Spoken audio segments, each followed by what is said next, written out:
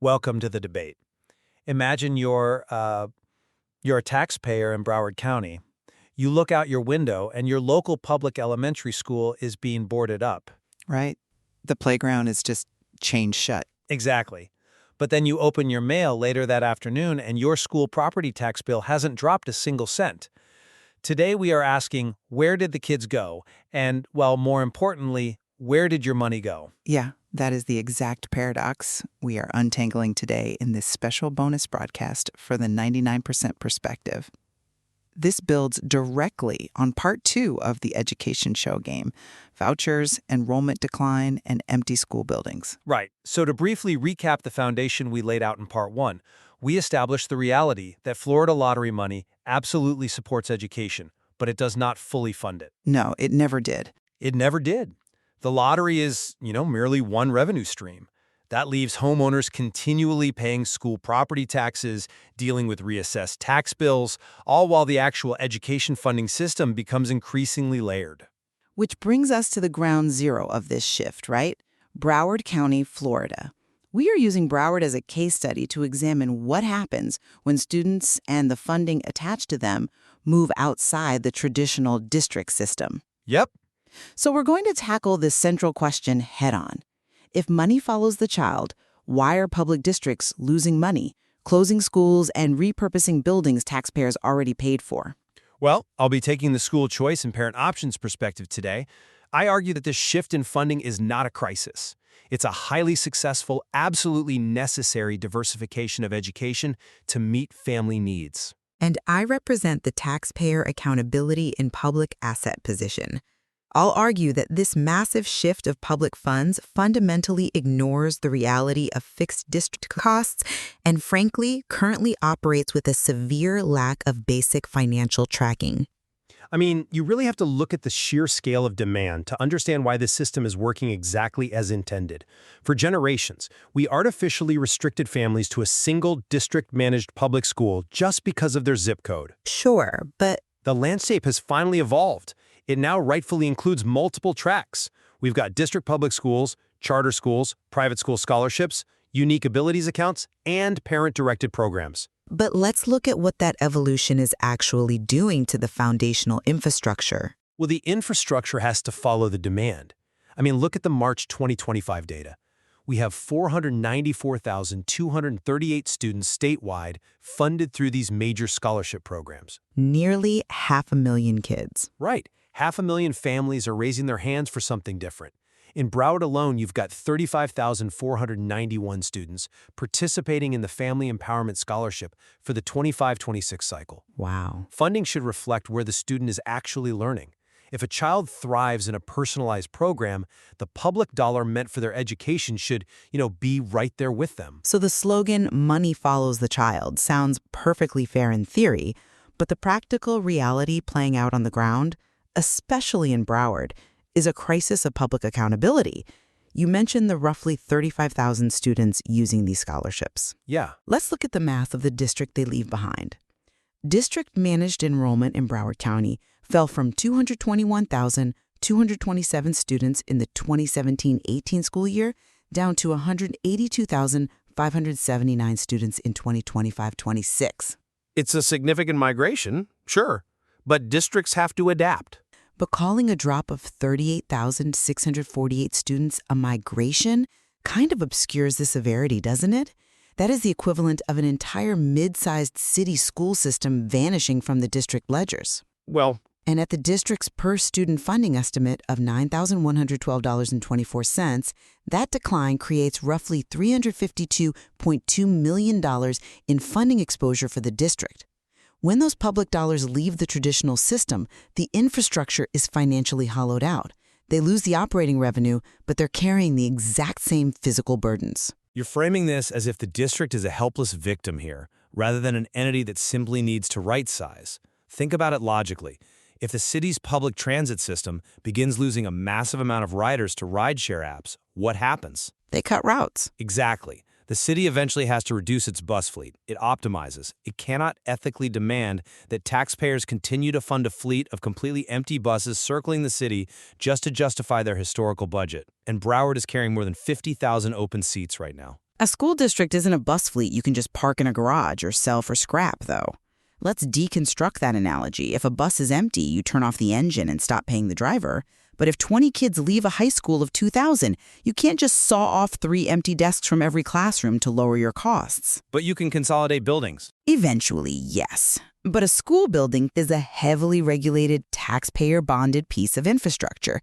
The air conditioning still has to run for the entire wing. The utility bills, the property insurance, the transportation routes.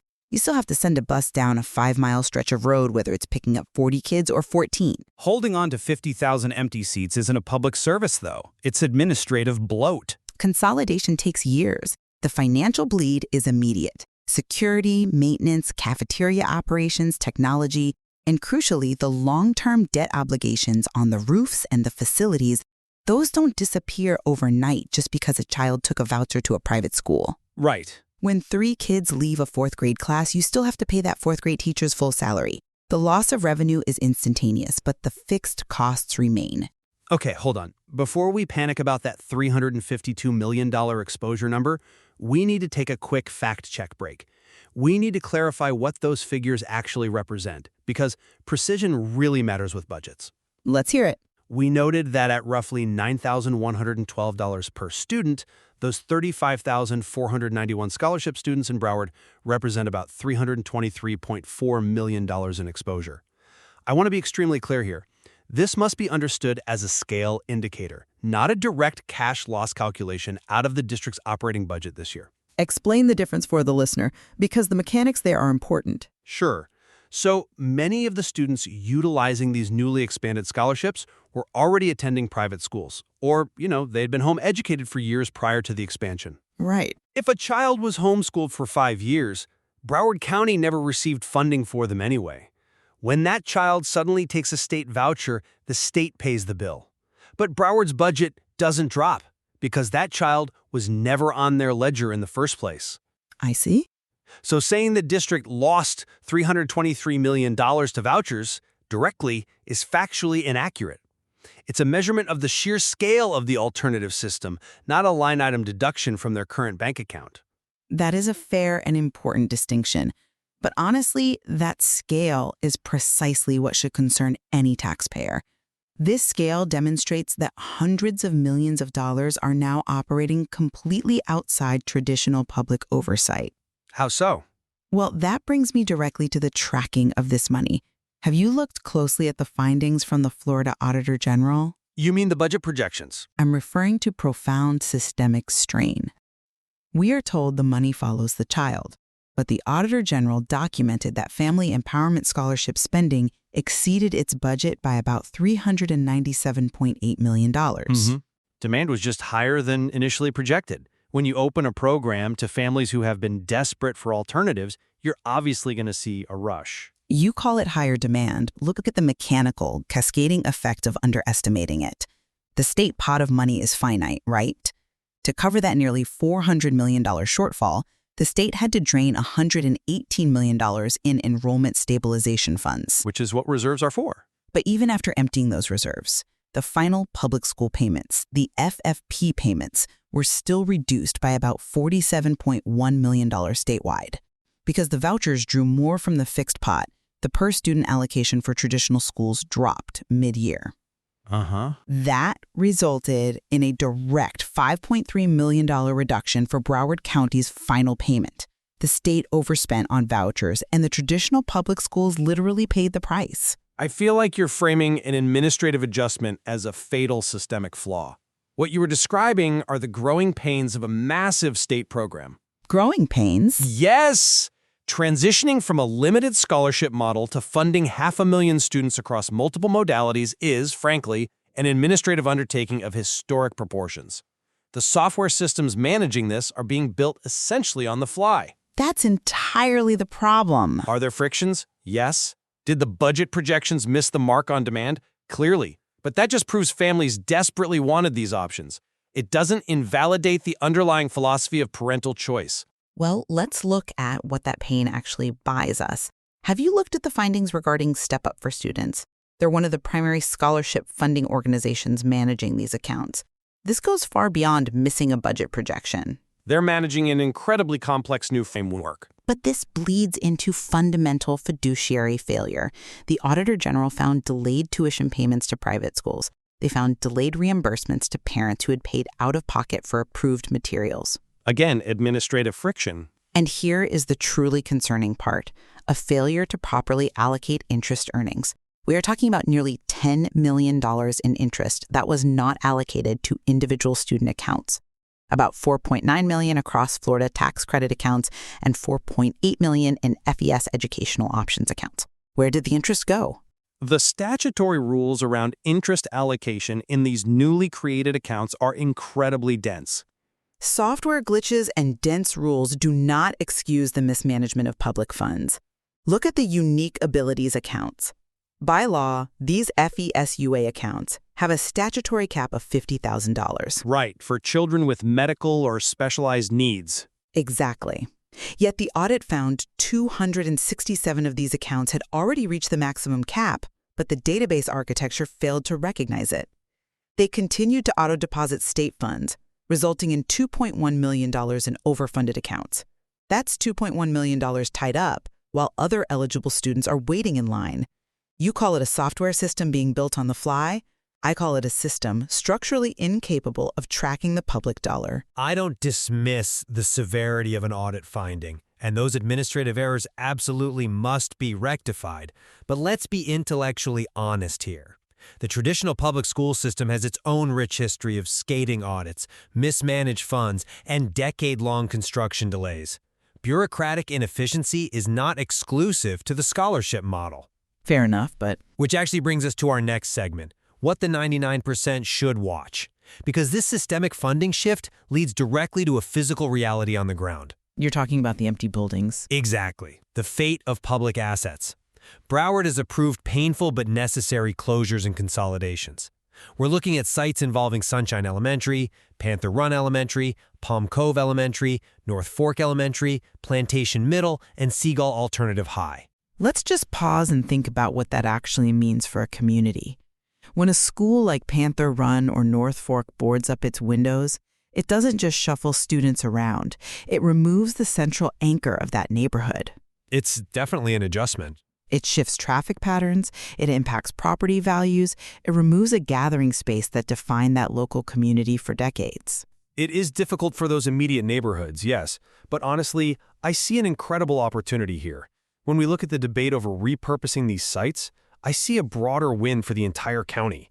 A win? Yes, we are talking about taking these closed school buildings and using them for workforce education, affordable housing, or public safety training.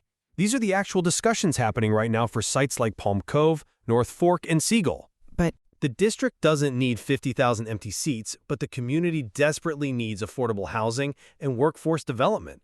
Repurposing these assets serves the public good in a modernized way.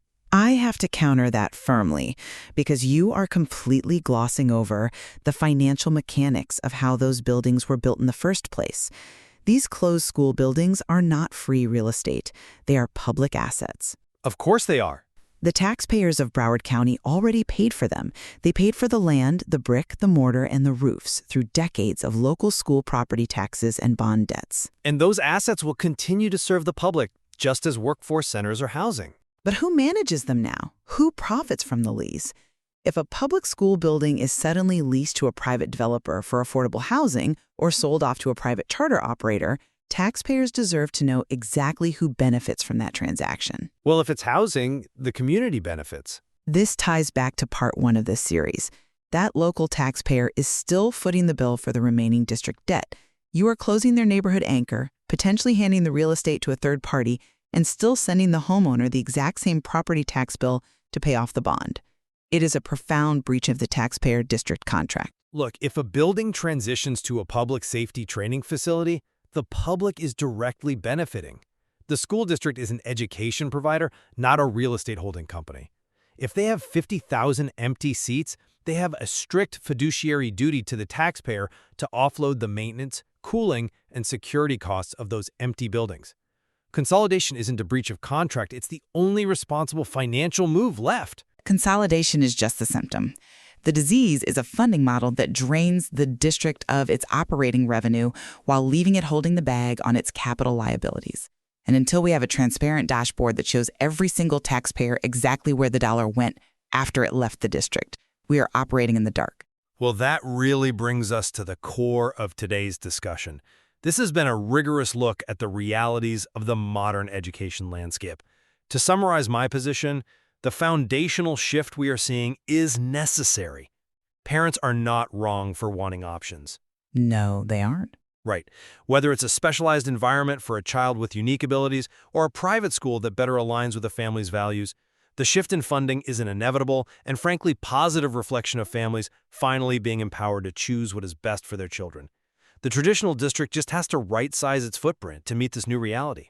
And to summarize my position, providing educational options cannot and must not come at the expense of fiscal transparency. The current system forces public districts to absorb mathematically impossible fixed costs, which inevitably leads to the shutdown of vital community assets.